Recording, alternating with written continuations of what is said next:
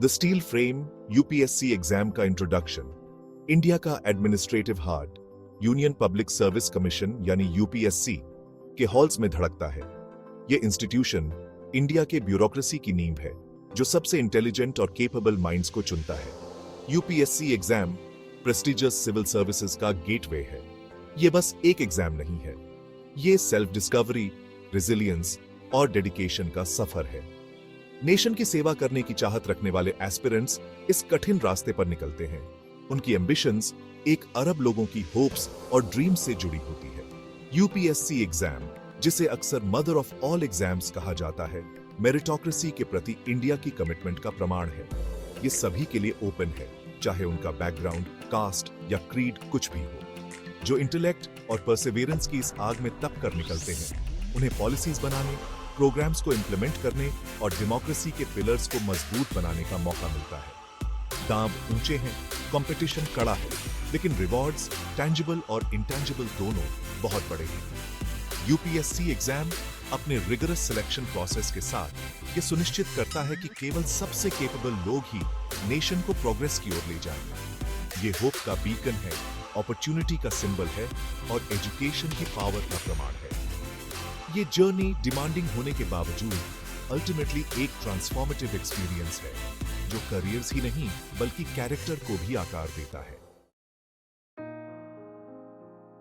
A legacy of service, UPSC का historical background. UPSC की शुरुआत ब्रिटिश कॉलोनियल रूल में हुई थी, जब भारत में एक ऑर्गेनाइज्ड और एफिशिएंट एडमिनिस्ट्रेटिव सिस्टम की जरूरत महसूस की गई। इसी जरूरत ने इंडियन सिविल सर्विस यानी आईसीएस की स्थापना की, जो ब्रिटिश एडमिनिस्ट्रेशन के तहत काम करता था और भारत में गवर्नेंस को स्ट्रीमलाइन करने का काम करता था।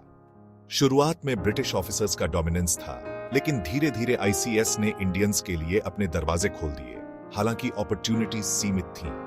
यह एक सिग्निफिकेंट शिफ्ट था जिसने भारतीयों को भी एडमिनिस्ट्रेटिव रोल्स में आने का मौका दिया। सेल्फ गवर्नेंस की चाहत ने कई युवा इंडियंस की एस्पिरेशंस को हवा दी, जिन्होंने आईसीएस को अपने देश की डेस्टिनी को शेप करने के एक तरीके के रूप में देखा। यह एक ऐसा समय था जब भारतीय युवा अपने देश के भविष्य को अपने हाथों में लेने के लिए प्रेरित हो रहे थे।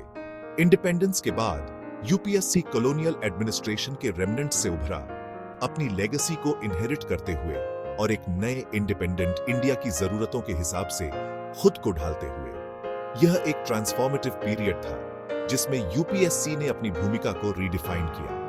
1950 में अडॉप्ट किया गया इंडिया का कॉन्स्टिट्यूशन यूपीएससी को इंडियन एडमिनिस्ट्रेटिव सिस्टम के एक कॉर्नरस्टोन के रूप में स्थापित करता है, जिसे वेरियस सिविल सर्विसेज के लिए कैंडिडेट्स की रिक्रूटमेंट की रिस्पॉन्सिबिलिटी सौंपी गई है। यह एक महत्वपूर्ण कदम था जिसने यूपीएससी को एक कॉन्स्टिट्यूशनल बॉडी का दर्जा दिया। इस प्रकार यूपीएससी कंटिन्यूटी और चेंज का सिंबल बन गया, अतीत की बेस्ट प्रैक्टिसेस को प्रिजर्व करते हुए एक न्यू एरा के एस्पिरेशंस को अपनाते हुए। यह एक बैलेंसिंग एक्ट था जिसमें यूपीएससी ने पुराने और नए के बीच एक ब्रिज का काम किया। दशकों से यूपीएससी इवॉल्व हुआ है, नेशन की बदलती नीड्स के साथ पेस रखने के लिए अपने एग्जामिनेशन पैटर्न और सिलेबस को लगातार रिफाइन कर रहा है। यह एक कंटिन्यूअस प्रोसेस है जिसमें यूपीएससी ने हमेशा अपने स्टैंडर्ड्स को हाई रखा है।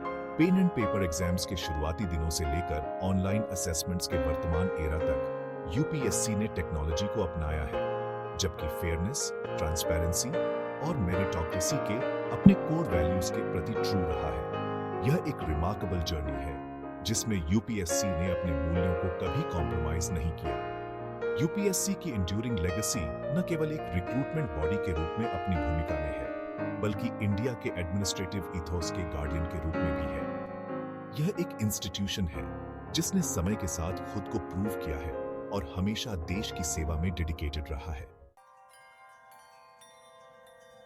भूल भुलैया को पार करते हुए एलिजिबिलिटी और रिक्वायरमेंट्स।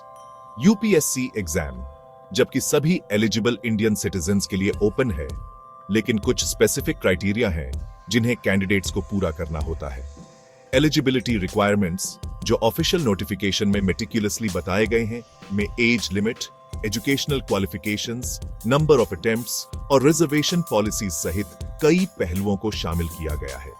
इन रिक्वायरमेंट्स को समझना हर एस्पिरेंट के लिए बहुत जरूरी है, क्योंकि ये यूपीएससी जर्नी का पहला स्टेप है। एग्जाम के लिए एज लिमिट कैंडिडेट की कैटेगरी के आधार पर वेरी करती है। जनरल कैटेगरी के कैंडिडेट्स की एज 21 से 32 साल के बीच होनी चाहिए, जबकि other backward classes, scheduled castes और स्केड्यूल्ड ट्राइब्स के कैंडिडेट्स को रिलैक्सेशन दी जाती है। फिजिकली हैंडीकैप्ड कैंडिडेट्स को भी एज रिलैक्सेशंस मिलती हैं। ये रिलैक्सेशंस डाइवर्स बैकग्राउंड्स के कैंडिडेट्स के लिए लेवल प्लेइंग फील्ड प्रोवाइड करने के लिए है, जिससे सिलेक्शन प्रोसेस में इंक्लूसिविटी सुनिश्चित हो सके। यूपीएससी एग्जाम के लिए एजुकेशनल क्वालिफिकेशन किसी मान्यता प्राप्त यूनिवर्सिटी से ग्रेजुएट डिग्री है। ग्रेजुएशन के अपने फाइनल ईयर में पढ़ रहे कैंडिडेट्स भी अप्लाई करने के एलिजिबल हैं। हालांकि यूपीएससी एग्जाम ग्रेजुएशन के लिए किसी स्पेसिफिक स्ट्रीम या सब्जेक्ट्स को प्रिस्क्राइब नहीं करता है, जिससे डाइवर्स एकेडमिक बैकग्राउंड्स के कैंडिडेट्स को compete करने की अनुमति मिलती है।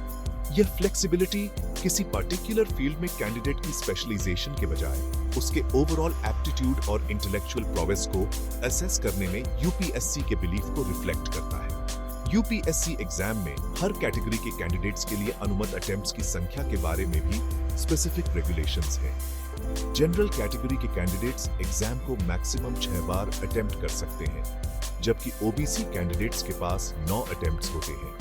एससी और एसटी कैंडिडेट्स के अटेम्प्ट्स की संख्या पर कोई रिस्ट्रिक्शन नहीं है। इन प्रोविजंस का उद्देश्य हिस्टोरिकली मार्जिनलाइज्ड कम्युनिटीज के कैंडिडेट्स को एग्जाम क्लियर करने के लिए पर्याप्त अपॉर्चुनिटीज प्रोवाइड करना है। एलिजिबिलिटी क्राइटेरिया को समझना न केवल एप्लीकेशन प्रोसेस के लिए महत्वपूर्ण है, बल्कि यह कैंडिडेट्स को उनकी प्रिपरेशन स्ट्रेटजी को सही दिशा में ले जाने में भी मदद करता है।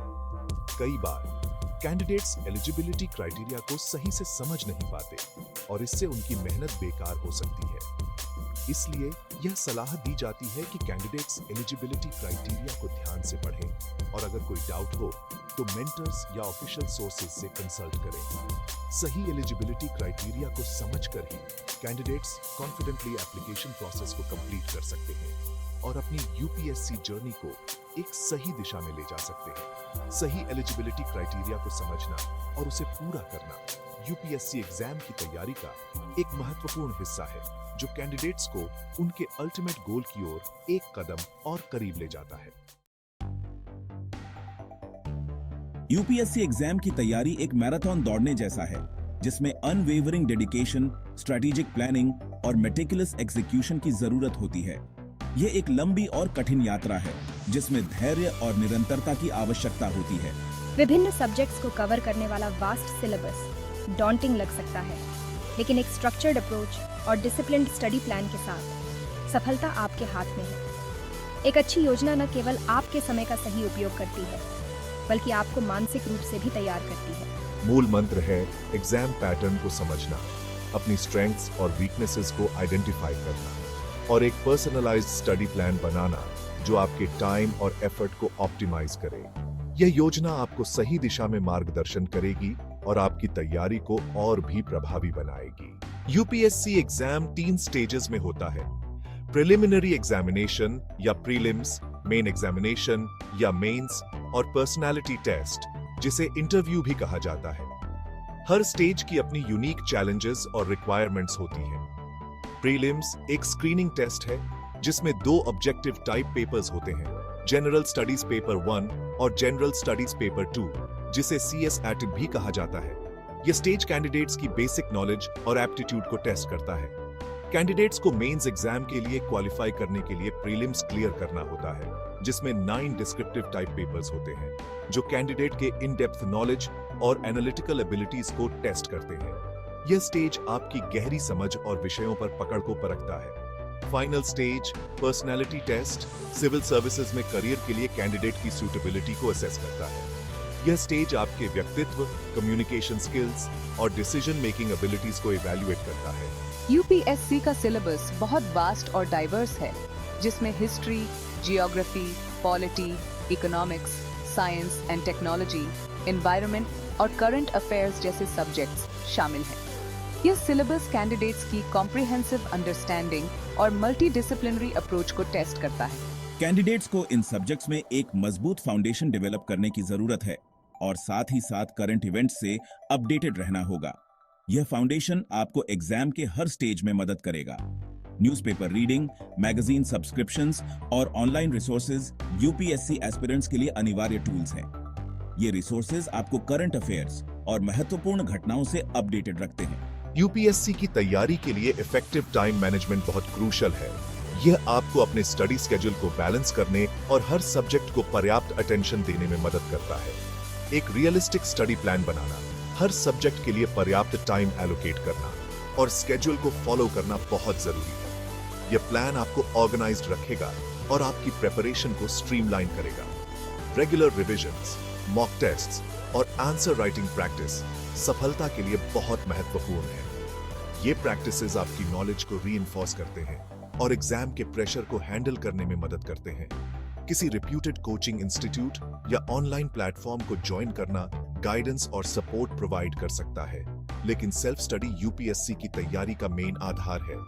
सेल्फ स्टडी आपको सेल्फ डिसिप्लिन और सेल्फ रिलायंस सिखाता है, जो इस जर्नी में बहुत महत्वपूर्ण है।